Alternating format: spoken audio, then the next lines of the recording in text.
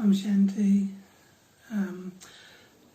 Just thought we could do the third lesson of the Brahma Kumaris World Spiritual University. We've already done the Soul and the Supreme Soul, with the emphasis on becoming more and more soul conscious and relinquishing the consciousness of the physical body, so that we're actually bringing more of our virtues and qualities to the surface, which is what soul consciousness does. This particular chart is of the 8 powers of Raj Yoga, and in the middle there's a yogi sitting in a state of bliss, a state of love, and it's the soul connected to the Supreme Soul. So there's that filtering of power coming. The soul is letting go of the consciousness of the body, and these powers, 8 powers, start to become complete, basically, because everyone has these 8 powers inside of them, but we could say that they're not complete. So, for example, we've got tolerance, the power to back up, the power to withdraw, the power to cooperate, the power to face, the power to judge, and the power to discriminate, and this one's the power to adjust.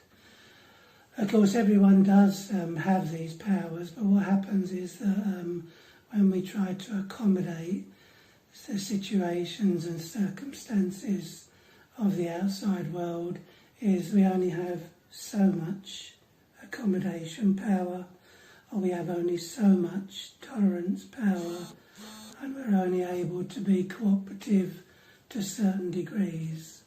So all these 8 powers together are basically like the fruit of meditation. The more remembrance of the Supreme Soul, the more these powers become more activated, the more you have this non-attached state whereby what people are doing, what people are saying, what's going on in the outside world has less of an effect on you. So this is the whole process why we search for spirituality in the first place, is because, we're searching for a way of dealing with everything by keeping our integrity and not being affected when we're heavily under the influence of the external. We search inside for stability, stillness and patience. And these 8 powers are basically the fruit of your yoga. Yoga means union, a connection with the Supreme Soul, the Supreme Being, and it's connected to the Self as the Soul. So what happens is that you get a situation whereby it's showing in the picture a child throwing stones at a tree, and the tree is strong and is not affected, so it's just showering the little boy with fruits, and obviously the more stones he throws, the more fruits are being showered on the child. In reality, people become intolerant because they're basically tolerating on the outside, but they haven't got that tolerance inside. So these things are eventually grinding them down. So we have like layers of tolerance that we've got, and your security, your strength, your power is actually building more layers of tolerance, so that you're actually less affected. You won't be not affected overnight, because things of the outside world have been affecting us for not only this birth, but for births, while we've been playing our roles embodies. But of course, the more caught up in your role that you are, the more you're trying to do good for others, but very much attached to the actions, to your expectations, the more that lack of soul-conscious power will be shown up, basically. So the more soul-consciousness you have, the more inner the awareness is of the self as energy, the more the effect of the outside. And the reason why it's called a power is because while you're affecting yourself with a greater level of tolerance, you're actually influencing others into becoming more and more tolerant, more and more patient, because patience is hidden behind becoming more tolerant, and as you become more tolerant, you become more patient, and as you become more patient, you become more tolerant, because it works in a cyclic fashion. All these 8 powers are connected with one another. The more you're able to tolerate and observe people's roles, the more you become like the ocean accommodating the rivers. So many times in life we can't adjust to people, and it's like they're asking us to adjust more where they may not be willing to adjust to us in any great charitable giving way. And so, I'm not looking for them to adjust to me, I'm looking to adjust to them, because when I'm adjusting to them, I'm adjusting myself inside. It was the whole thing really, wasn't it? I didn't want, if they can't adjust to me, if they can't tolerate me, then why should I adjust to them, and why should I tolerate them? But in actual fact, you do everything for yourself, and you're doing this purely for yourself. Someone will come into your life, you won't be able to adjust to them at first, you have to tolerate them, you go inside, and then you start to get your power back again from inside to out. Probably a good idea to pull the little turtle in front of us there, because it's very much connected with, you can't adjust to someone, you can't tolerate someone, so you withdraw. Where you withdraw to, like the turtle or the tortoise, it has a place of safety inside its shell. It's not running away, it's not fast enough to run away, so it's actually withdrawing from the external, withdrawing inside and being silent of mind, keeping the mind less and less busy in what they're saying, what they're doing. We've got 2 ears. If we don't like what someone's saying, let it in one ear and out of the other, so that we're actually getting our strength. Don't go talking about what someone's like, what someone did, how negative they are, how they wind me up, because that makes the scenario wind me up after the event is over. So once something's gone, you need to withdraw, put a full stop, withdraw. These are the sense organs. They very much connect you to the external dramas in life, the eyes, nose, mouth, particularly the mouth and the ears.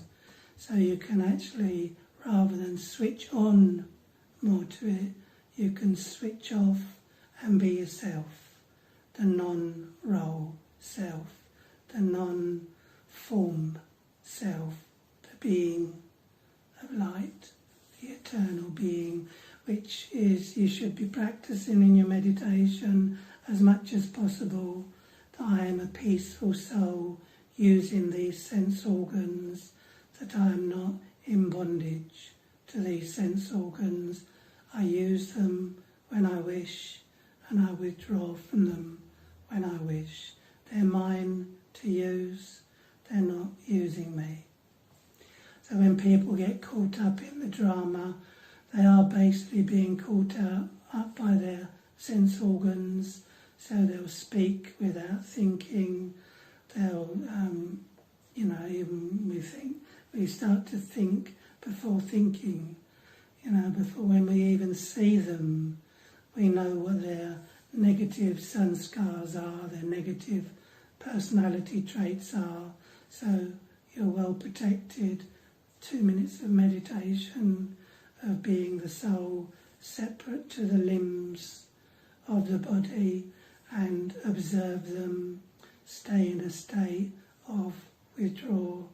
The less information that you give to people with negative sanskars, the less you'll get used and abused. If you keep sharing all the contents of your heart with people, then there's a saying actually that the only way that 3 people can keep a secret is if 2 of them are dead, which is a bit strong, but that's the reality, is that, loose lips sink ships, as they used to say in the wartime, and if someone has information about you, they're very likely to take that information away and bond with others, and then they'll see you in a certain light, and you're dealing with their negativity. So not too much information, become more essenceful, which brings me really to the power to pack up, where you've got these bags and baggages, because you're not doing things the way you used to do things. You're packing up with that very gross way of reacting to what everyone says and what everyone does, and you're carving out a new consciousness for yourself. So this is the beauty of meditation, is that, you kind of need negative people around you for the self to become positive, because without them, they haven't come to break me, they've come to make me, basically. So I kind of need to interact with around negative people, be a bit cautious there, because if you stay in their company for too long, then it will drain you. But there's nothing wrong in interacting with everyone for that period of time, and as you're getting stronger and stronger, you find that people stop talking to you about the things they used to talk to you about. They don't bring all this rubbish into your presence, because your presence is getting stronger. So the power to pack up is basically, you've got 3 savings accounts, which is your thoughts, words and your actions. So these are spiritual savings account. The more energy you save on waste thought, waste talk, wasteful actions, actually sometimes you can try to help people, and you very often make a rod for your own back, because then they start to think of you as like a servant. So you only need to do what you need to do in relationships. You don't need to do beyond the call of duty and, try to get extra praise and love, because it's not worth having. Because one moment it will come your way and the next moment it will be taken away. So, this measurement of a person's self-respect, they believe that their self-respect is determined by what other people think of them. It's not true. Is that there's lots of people, because of jealousy, will say bad things about you and trying to bring you down. But you're actually creating self-respect, which can no longer be brought down. And of course you've got the Supreme Soul in the equation here, so any problems I've got any obstacles that are coming in my way. I'm packing up with my old way of thinking and I'm giving the problem over to the Supreme. He is, after all, the Father of all souls, so it's his responsibility. I can give over the burden of my mind to the source.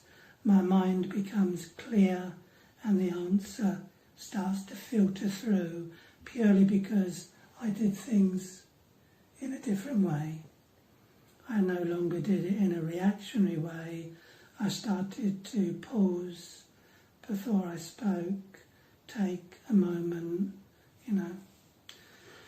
When the phone rings, you don't have to run and go and answer it. It's not life or death. If there's someone at the door, there's someone at the door. You don't have to fall over everything to try to get to the door. Just be in your own space, inside, making space from the outside. So your inner space, which is why all our shops are called inner space. We're creating inner space from the outer space where there's basically none. It's all vanishing. All the outer space, everyone's running around in confusion nowadays. And this brings us to this point where we have the power to discriminate. So if someone's going on at length, like I might be, if they're going on at length and going into the retail and detail, just take out the jewel of what they're saying, the essence of what they're saying. Be like what we call the holy swan and just pick out the actual essence of that. Let go of the rest. Don't let the mind become other people's dustbins for you. And if you see a person who has so many weaknesses, so many negatives, then find a quality from that person, because there's, in all likelihood, someone's never seen their quality, looked for their quality before, and you're the spiritual jeweler, where you're using your discrimination power to see what others cannot see.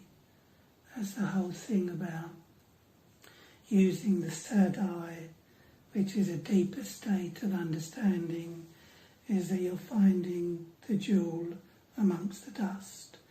And obviously if that person has never had anyone seen their qualities, then they're going to be quite low on energy because they're not getting any blessings from anyone. Blessings are good wishes for people who are kind, nice, gentle, generous, is easy. But when you actually give good wishes by finding a quality that a person probably didn't even know they had, and then that starts to come between you and that person, that quality. So you've done something good for that person and you brought something to the attention is in the air. Just like love is in the air, hate is in the air. So you're bringing a loving token of good wishes to that person by homing in on a particular quality they've got. So that's the power to discriminate. The power to judge is where you're balancing yourself out. You've always been a loving, kind, warm-hearted, generous or gentle person, all the attributes of love. But you may not have balanced it out with non-attachment, so that your love is not a biased, selective love, that you're actually bringing in the power to judge in the sense of this is what I haven't been using, this is balancing me out. When I tolerate something, I also have to merge it, forget it even happened, as if it was like a dream. So it's gone past, the person's gone out of the room, gone out of the house, they've said a bad deed, a bad word, or done a bad deed, but I'm actually working on removing that influence from my consciousness. Past is past. So I tolerate and bring in the balance to merge, to let go, to make it like as if it was a dream. Past is past.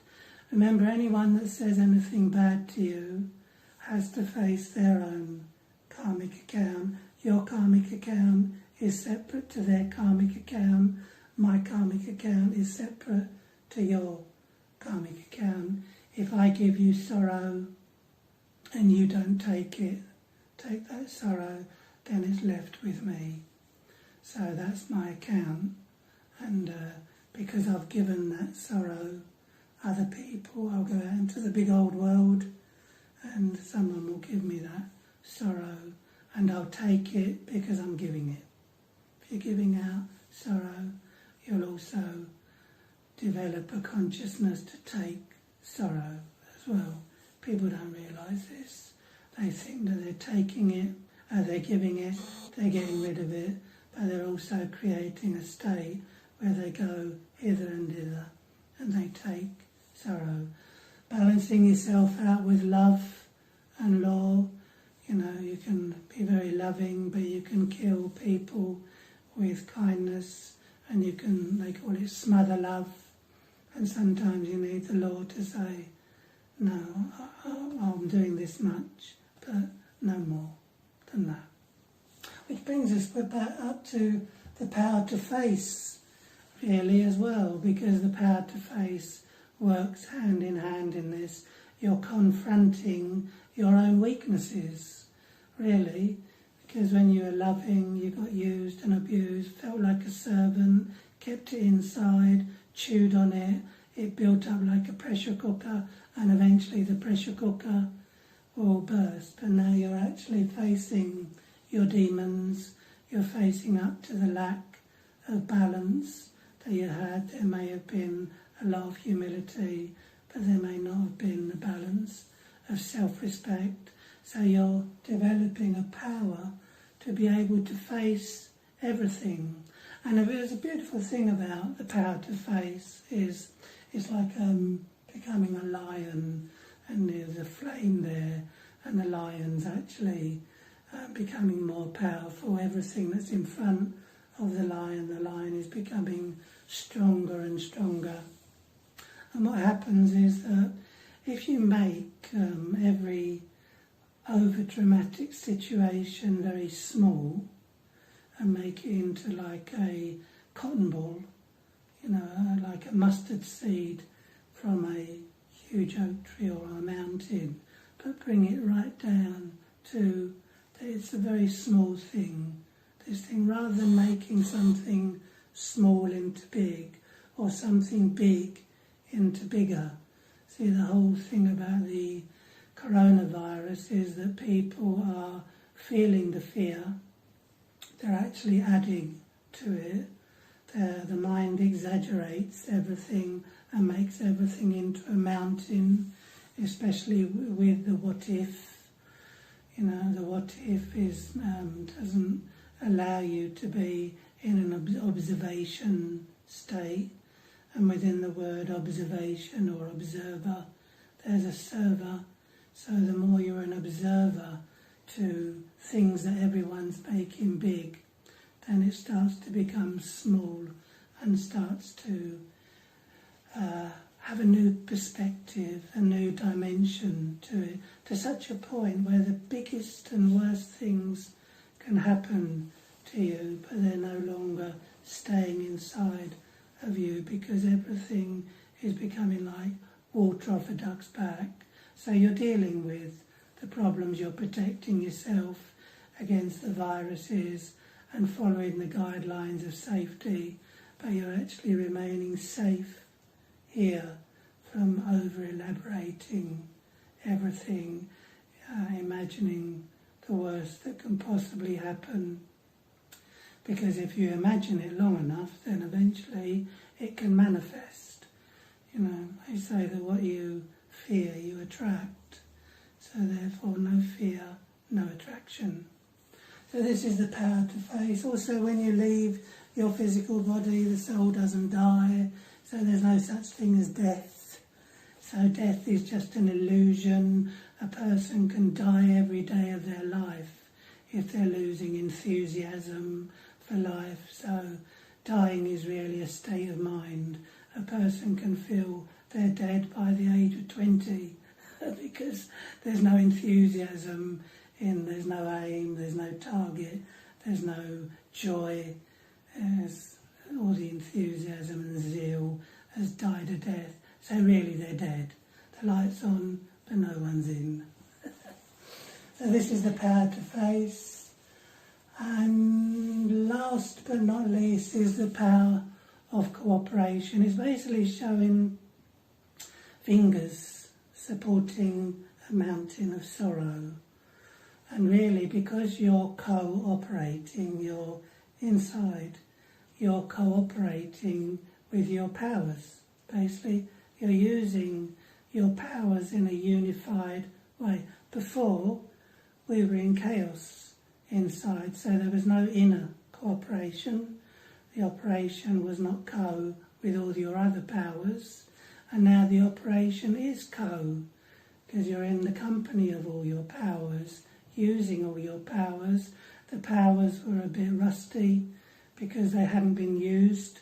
They were always there, always will be. And now you're able to cooperate externally more and more, even if someone's not cooperative with you. Remember, you're doing everything for yourself. You're not doing things for others. You're doing everything for your own self. It's the law of karma. As I sow, so shall I reap. I throw a ball at the wall and it bounces back at an equal and opposite same force. So it's coming back to me. It's the magic boomerang. I think it went over there to those people, but it went all the way around and came back to me. So this is the law of karma, is I do everything for my own self. Even what I'm doing now, it looks like I'm sharing these things with you, but it's not mine. What I know, I don't own. So therefore I'm only sharing it with you because it's beneficial for me, and whatever's beneficial for me will enhance the whole world, because it's a spiritual benefit that I'm taking. That means I'm going to become a better person because of what I'm sharing with others. If anything makes me a worse person from what I'm sharing with others, don't share it, because it will make you feel worse about yourself. You'll feel that your integrity is low.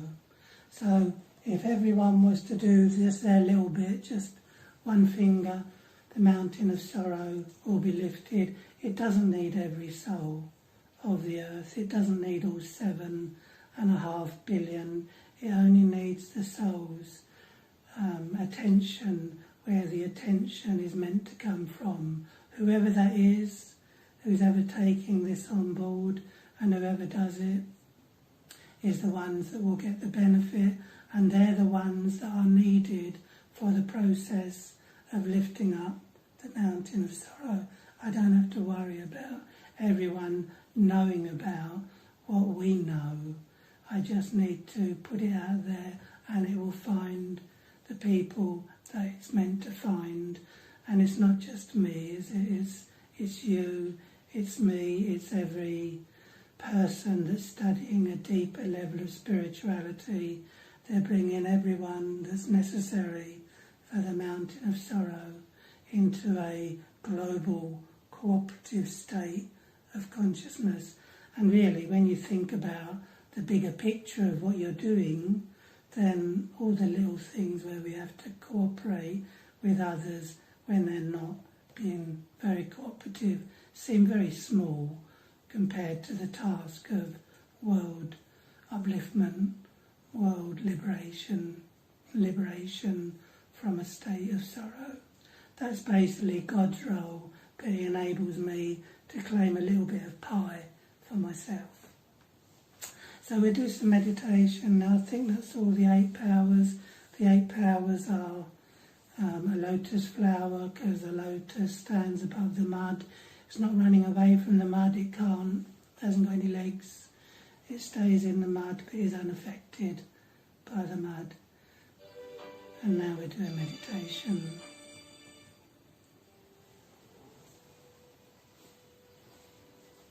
So just like the yogi in the middle of the lotus flower, sit in a state of peace.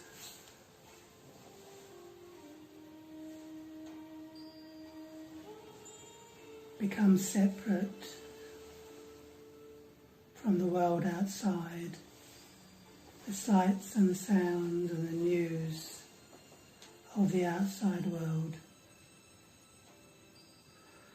And go one step further as you come inside, away from the identity of the physical body, and become like a guest in the body, to the body. Remind yourself again and again, very deeply, very powerfully, that I'm not the body, but an eternal, peaceful, powerful being of light, surrounded by the form of the corporeal, mortal body.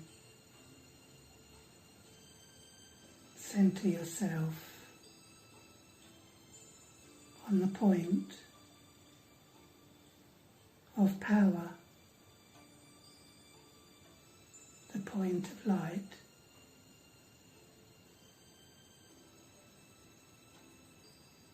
Let it be known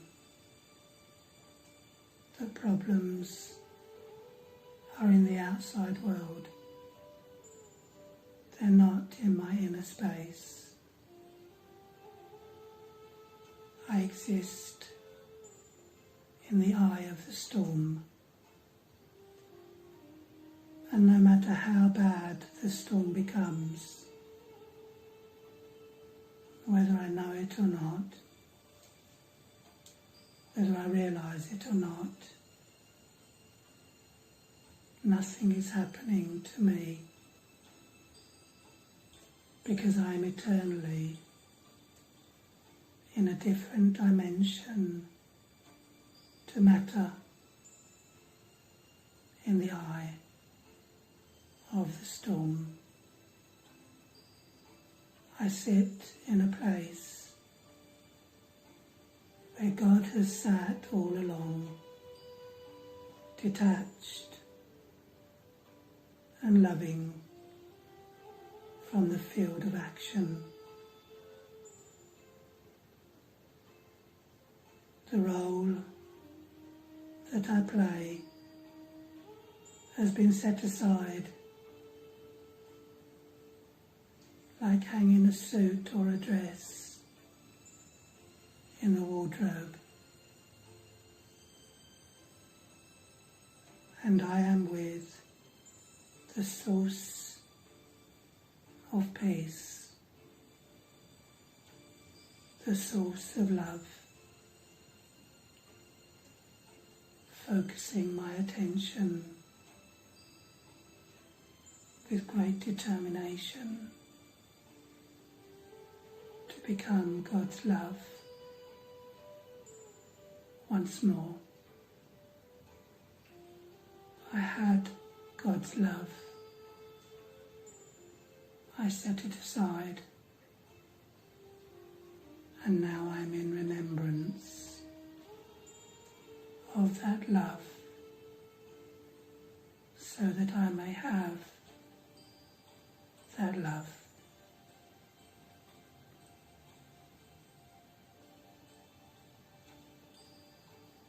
Om Shanti.